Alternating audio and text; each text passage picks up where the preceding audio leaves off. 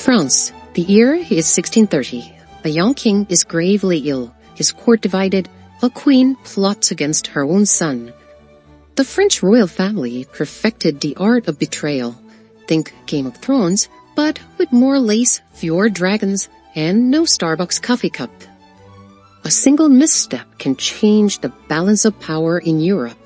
Can a priest in red even hope to survive the day, known as the Day of the Dupes? After the victory of the siege of La Rochelle, Cardinal Richelieu's political base seemed stronger than ever. He did, after all, handily beat the English fleet led by the Duke of Buckingham and took La Rochelle, the impregnable fortress where the Huguenot rebellion forces were holed up. It was one of those victories everyone said was impossible. So, as you can imagine, France's Catholic majority was overjoyed. And thanks to this, Cardinal Richelieu didn't just win the trust of young King Louis XIII, he also gained support from moderate nobles and the French public. But politics moves fast. The most important diplomatic issue at the time was the religious conflict inside the Holy Roman Empire.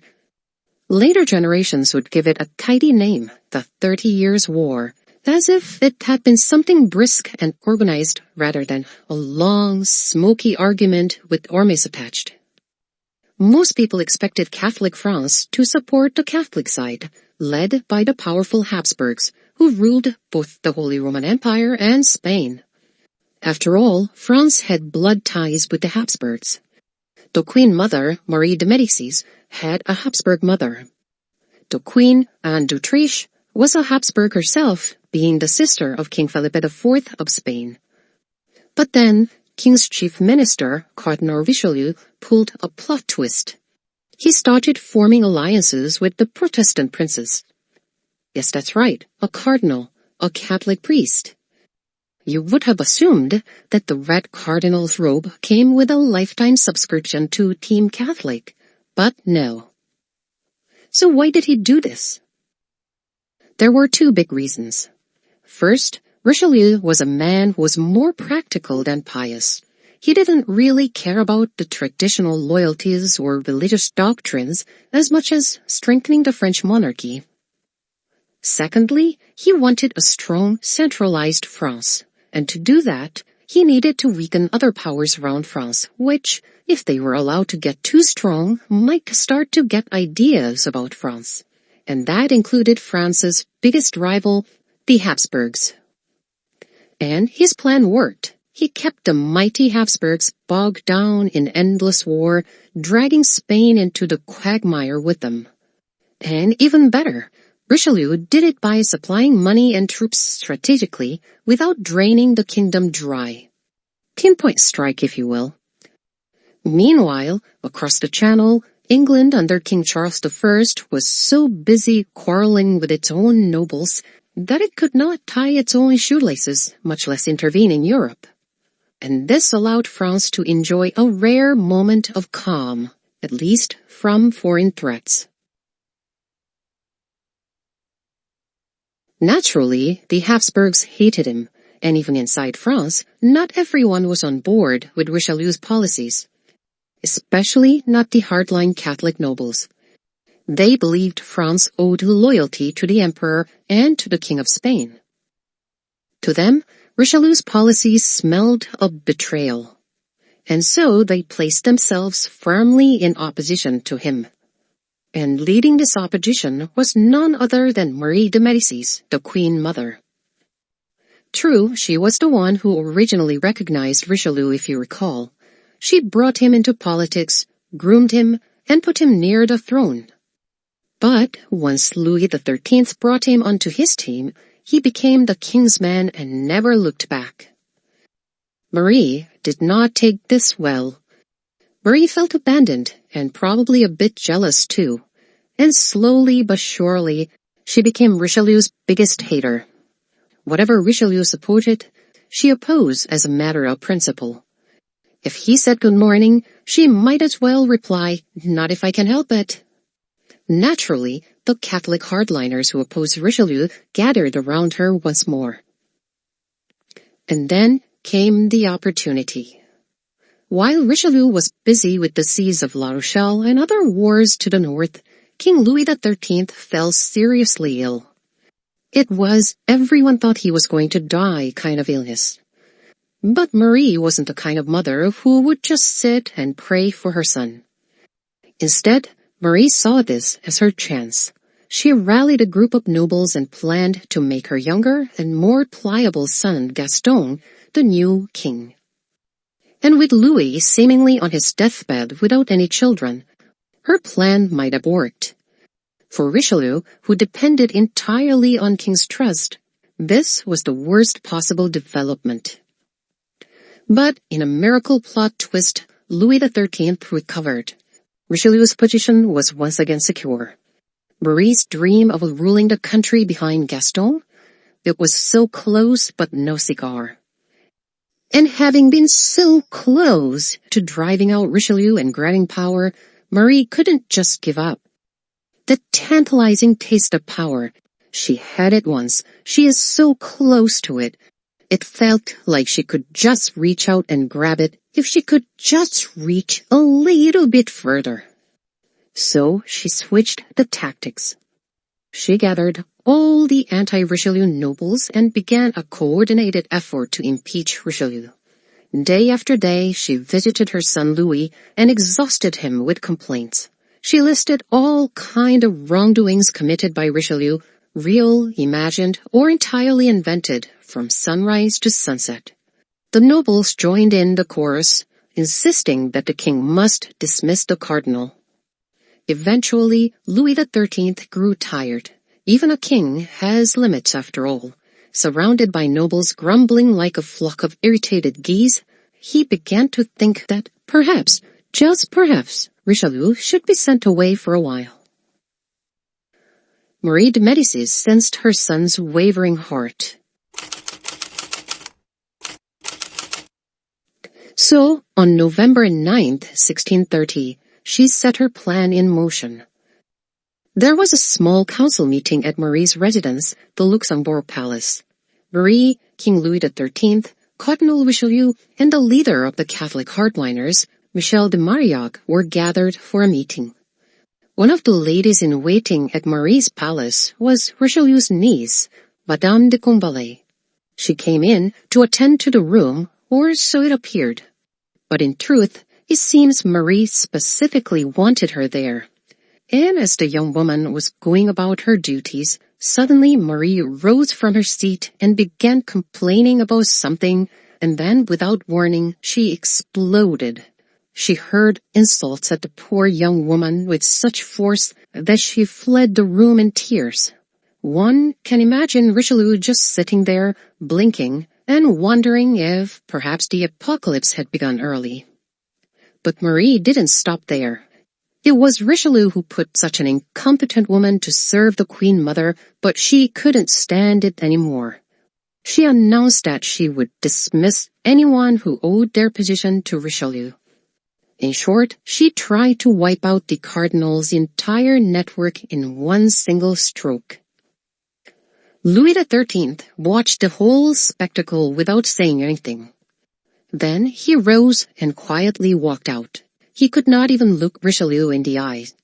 The cardinal, sensing this, must have felt his heart drop. It seemed the king no longer trusted him. He left soon after the king and started packing, thinking that he would be dismissed soon and will be going into retirement at his estate. In the meantime, Louis returned to his palace, troubled. There he summoned his closest friend and servant, Claude de Rouvois, later the Duke of Saint-Simon.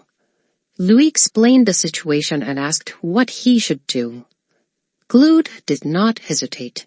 "Sire, you must keep Richelieu."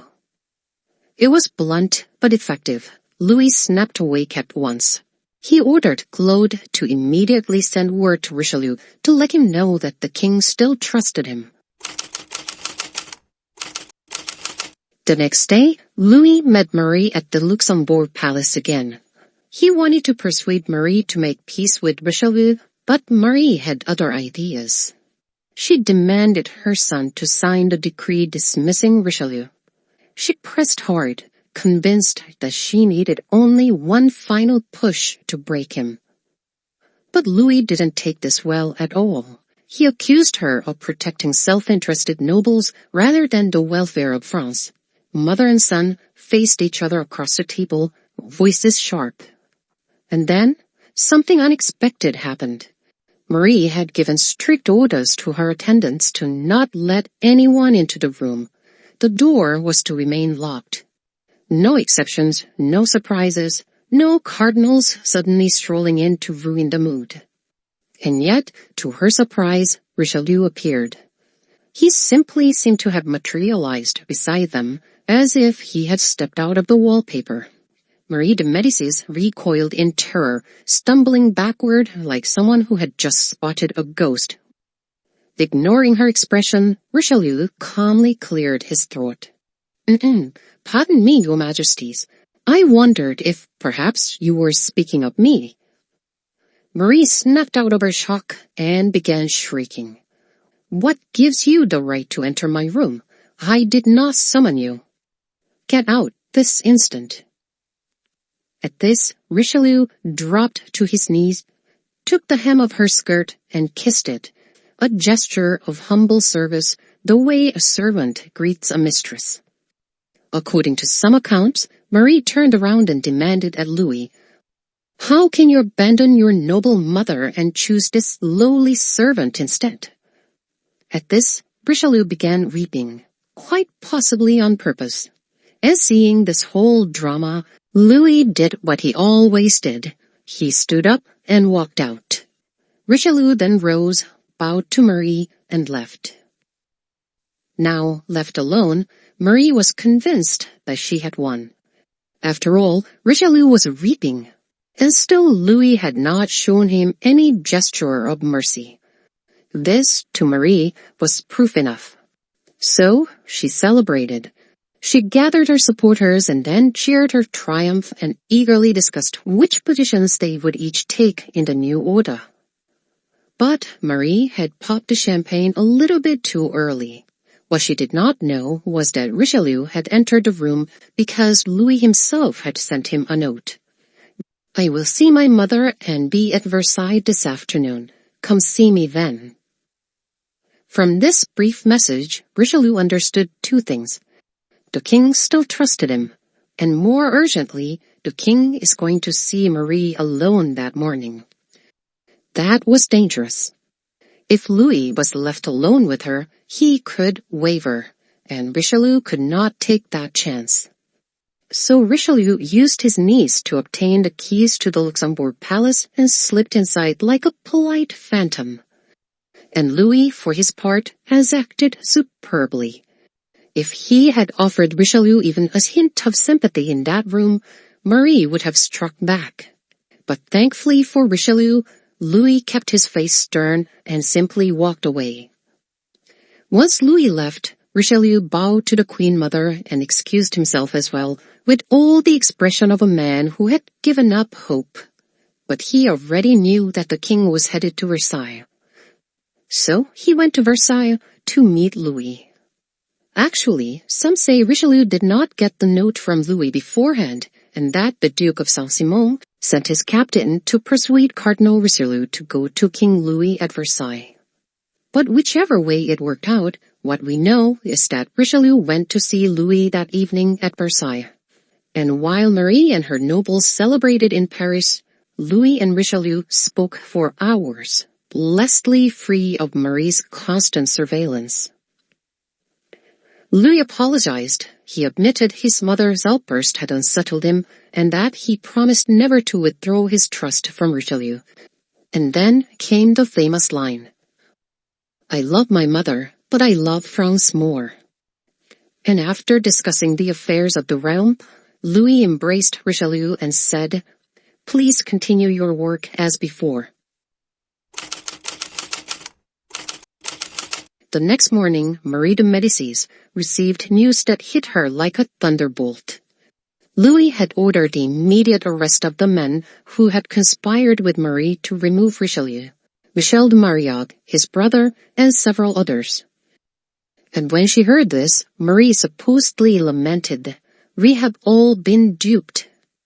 And this prompted later writers to coin this day as the Day of the Dupes.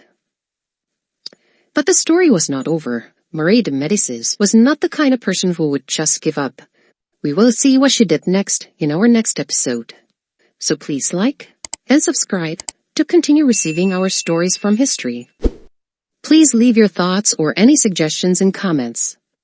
Also check out our other videos for stories from other countries or periods. It really helps a small channel like us.